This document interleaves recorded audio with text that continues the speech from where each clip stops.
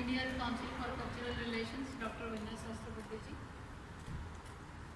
Esteemed guests from our Atlanta region, I can see all eminent dignitaries here, good friends of our consulate, our media friends, ladies and gentlemen. It's a warm evening, but it's a evening full of warmth from the heart. A very, very good evening, or I can say very, very good afternoon. Choice is yours.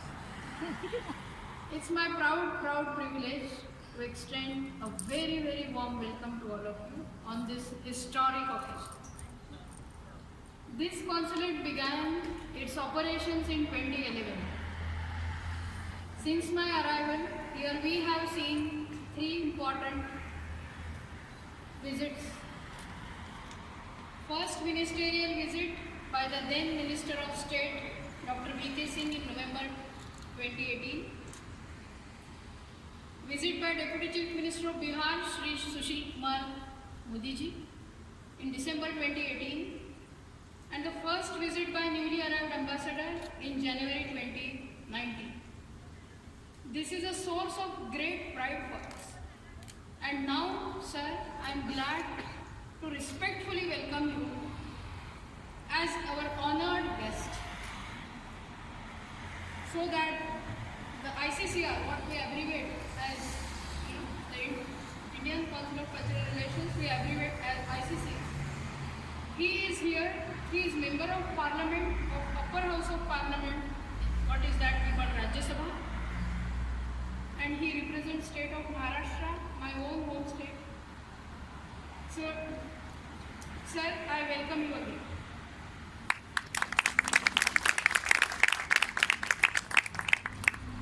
Sir, we appreciate your sincere conviction matched by your tireless efforts to create conditions in which we can succeed insofar as projecting soft power of India.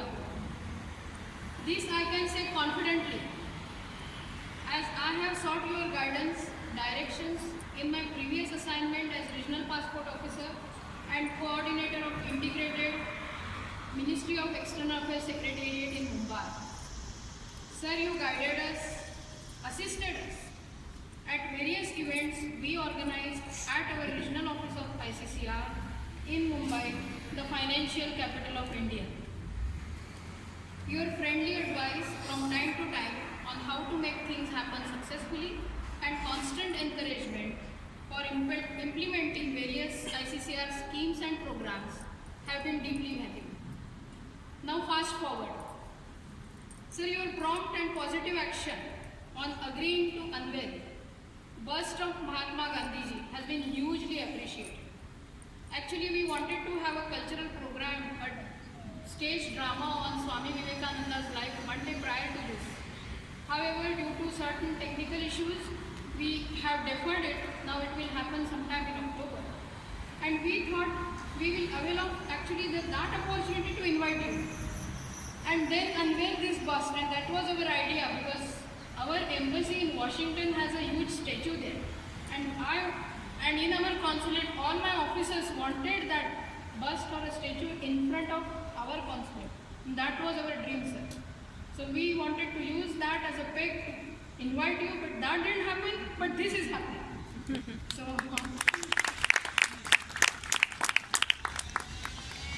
So your kind intervention, sir, and gracious presence, that we are immensely delighted to mark this event, that too on August 9, when Gandhiji gave important call, that is quit India to British people, and that is he demanded end of British rule to India. And that is why this date is very important for us, and that's why we wanted this to celebrate on this particular day. And this year, of course, we are also celebrating 150th birth anniversary of Mahatma Gandhi. So all of you know that Mahatma Gandhi is revered as a spiritual leader, a saintly figure, a pacifist, admired for his method of non-violent resistance, for satyagraha, for his call for self-sustaining economy, egalitarian society, call for trusteeship. So Gandhi is an inspirational force across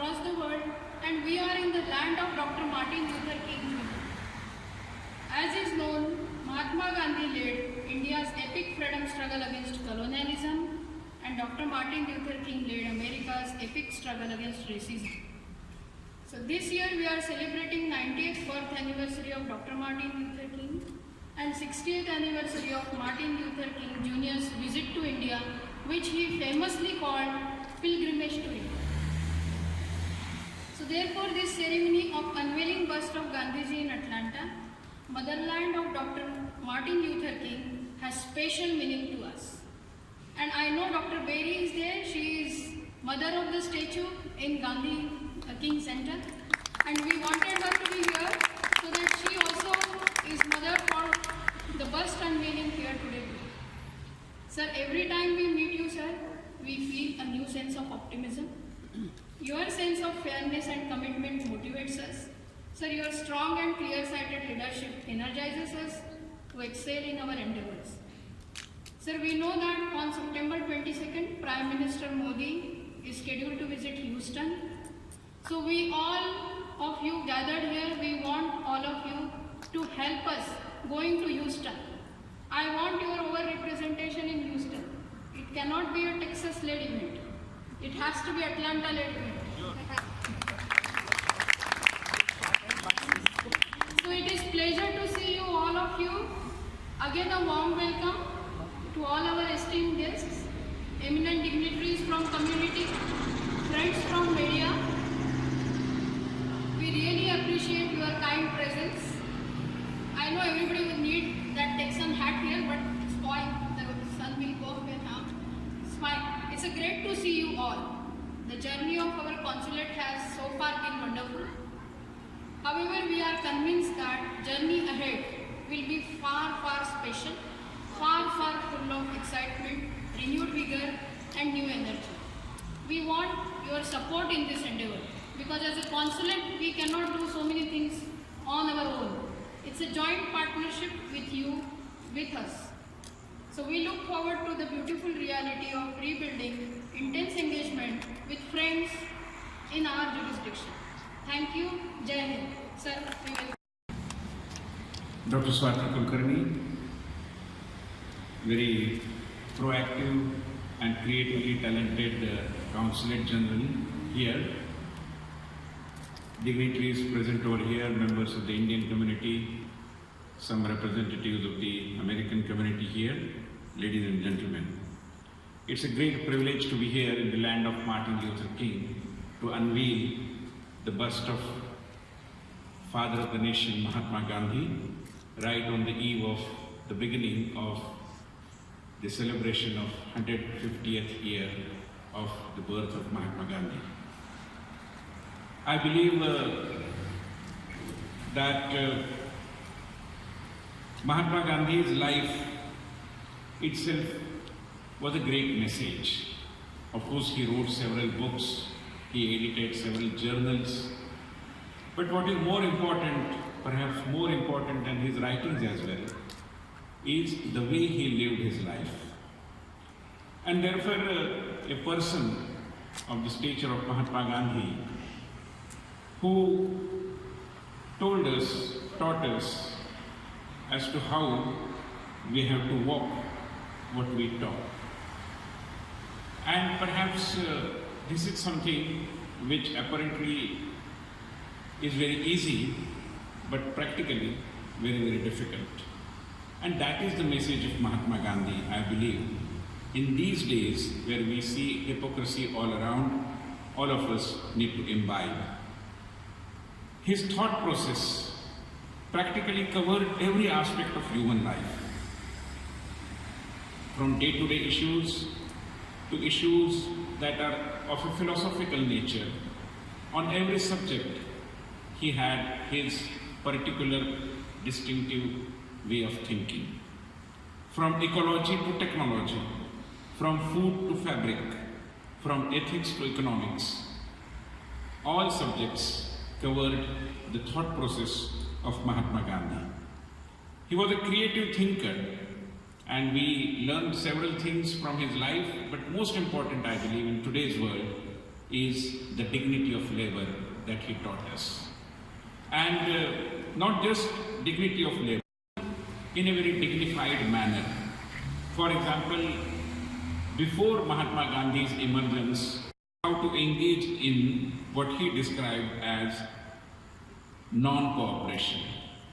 Or, for example, to register protest, people today sit and undertake a fast, maybe for a day or two or a week. These instruments of public agitation, these instruments of movement were all gifted to us by Mahatma Gandhi. And these were all non-violent instruments. In fact, I recall there is a particular chapter in his biography when he was in Africa, the local government put him in jail. And you know how did he utilize the time in jail? He utilized the time for learning from the fellow prisoner the art of creating a footwear out of leather. And when he was freed from the jail, he prepared a pair of shoes and gifted it to General Smuts, who kept him in the jail. That was Mahatma Gandhi. And therefore, the most important aspect, again, I believe, as what we get to know from his life story and the way he conducted his own personal and public life, is that every time he identified with the people. Unless and until you identify with the people, perhaps no management science will teach you this, but the fact remains that unless and until you identify yourself with the masses, with the people, you really speaking cannot represent them.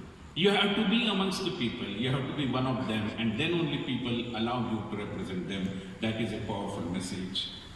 In 1932, he was there in London to attend the second roundtable conference. After meeting the emperor and the empress, when he came out of the palace, Buckingham Palace, media persons asked him as to how in such a skimpily clad clothes that you are visiting the emperor. And you know what Mahatma Gandhi said?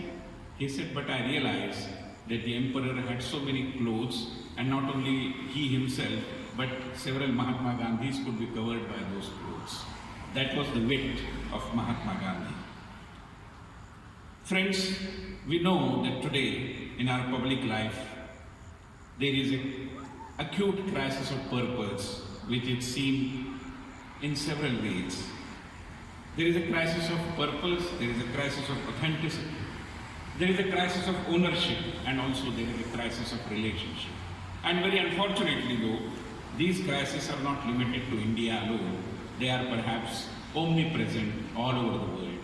And Mahatma Gandhi taught us through his life as to how do we overcome all these crises. He gave us a robust sense of purpose to our lives. And perhaps these are the teachings of Mahatma Gandhi in the light of which we have to move ahead. When Prime Minister Modi talks about New India, and as the Consul General very rightly recalled this day, 9th August, as the day of the beginning of the Quit India movement, and the clarion call given by Mahatma Gandhi. Today, Prime Minister Modi has given a clarion call to garbage and uncleanliness, quit India, to corruption, quit India, to all kinds of caste and communal politics, quit India, to terrorism, quit India, to poverty, quit India. And all these things will bid a goodbye to India, provided all of us come together and wage a war. Friends, last but not the least, today, especially on 9th of August, and 6 days later we will be celebrating the Independence Day. And when independence, when freedom, the idea of Mahatma Gandhi was that of Swaraj. And you know what Gandhiji told about Swaraj? In one of his famously written essays, Gandhiji said, "My Swaraj is to keep intact the genius of our civilization. I want to write many new things, but they must be written on the Indian slate. I would gladly borrow from the West only when I can return with decent interest." I believe that is the task which the Mahatma has left for us to accomplish. I sincerely thank the Consul General over here and all her colleagues for having invited me and given me this honor. And I also thank all of you for having joined us in this very important function. Thank you very much.